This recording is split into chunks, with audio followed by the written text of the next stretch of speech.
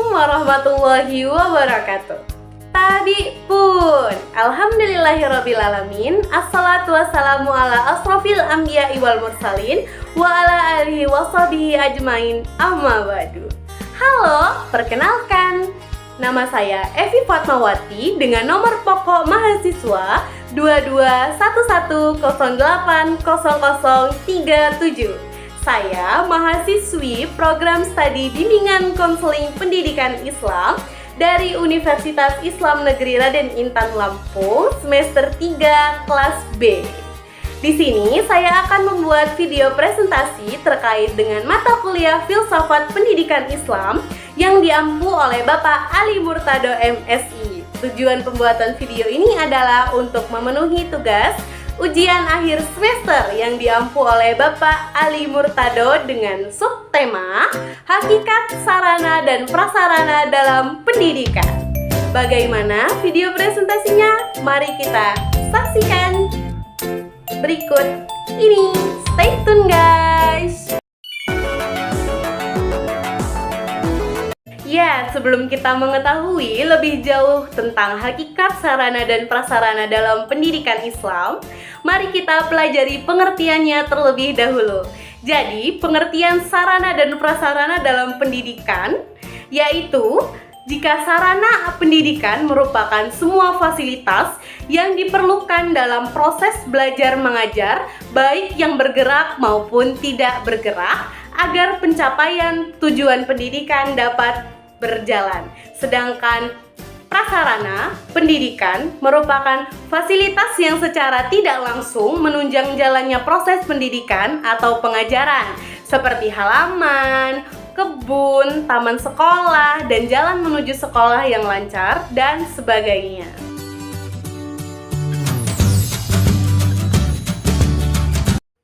Selanjutnya, kita lanjut pada pokok pembahasan fungsi, jenis, sifat, sarana, dan prasarana. Jadi, fasilitas atau benda-benda pendidikan dapat ditinjau dari fungsi, jenis, dan sifatnya yang mencakup 3.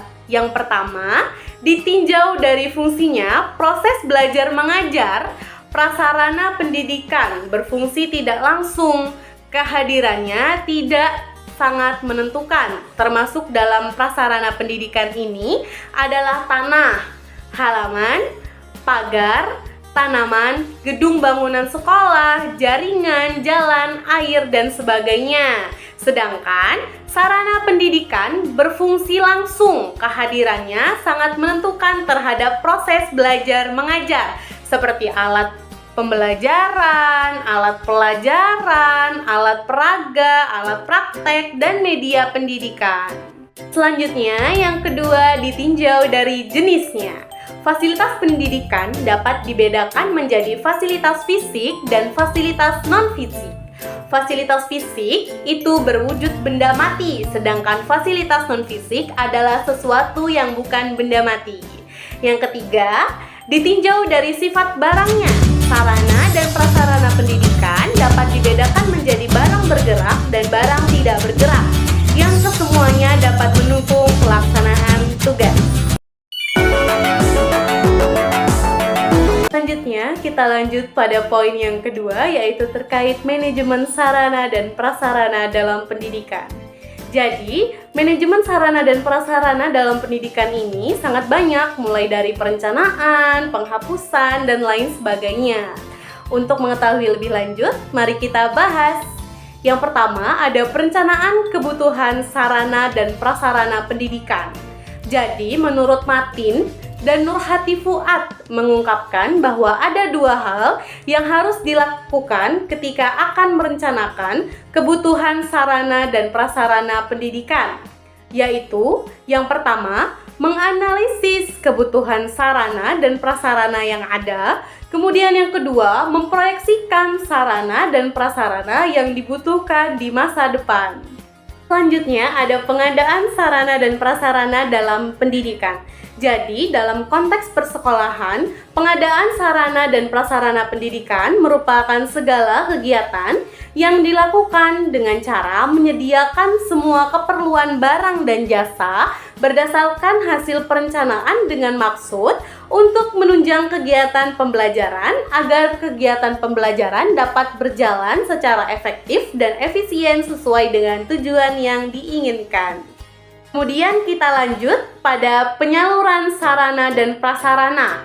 Penyaluran sarana dan prasarana pendidikan ini meliputi 3 kegiatan, yaitu yang pertama, perencanaan penyaluran, pelaksanaan pengiriman, dan monitoring penyaluran. Selanjutnya ada pemeliharaan sarana dan prasarana dalam pendidikan. Jadi, pemeliharaan sarana dan prasarana ini sangat diperlukan. Kita pelajari dulu terkait program pemeliharaannya. Jadi, program pemeliharaan ini memiliki tujuan untuk meningkatkan kinerja, memperpanjang usia pakai, menurunkan biaya perbaikan, dan menetapkan biaya efektif pemeliharaan sarana dan prasarana sekolah, melestarikan kerapian dan keindahan, serta menghindari dari kehilangan atau setidaknya meminimalisasi kehilangan. Jadi, pemeliharaan sarana dan prasarana itu juga diatur dalam Al-Quran dalam surat Al-Maidah ayat 32.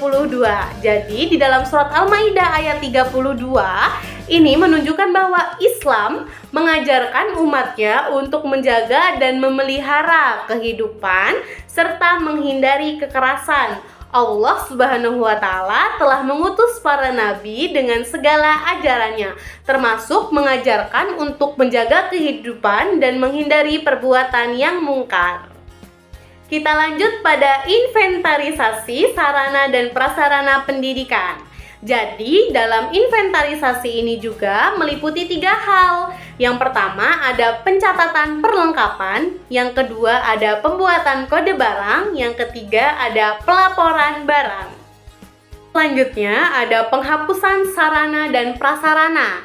Jadi, penghapusan merupakan kegiatan meniadakan barang-barang milik lembaga dari daftar inventaris dengan cara yang berdasarkan pada peraturan perundang-undangan yang berlaku. Tujuan diadakannya penghapusan ialah untuk mencegah dan membatasi kerugian yang lebih besar sebagai akibat pengeluaran dana untuk pemeliharaan atau perbaikan perlengkapan yang rusak, mencegah terjadinya pemborosan biaya pengaman, perlengkapan yang tidak berguna lagi, membebaskan lembaga dari tanggung jawab pemeliharaan dan pengamanan, serta meringankan beban inventarisasi.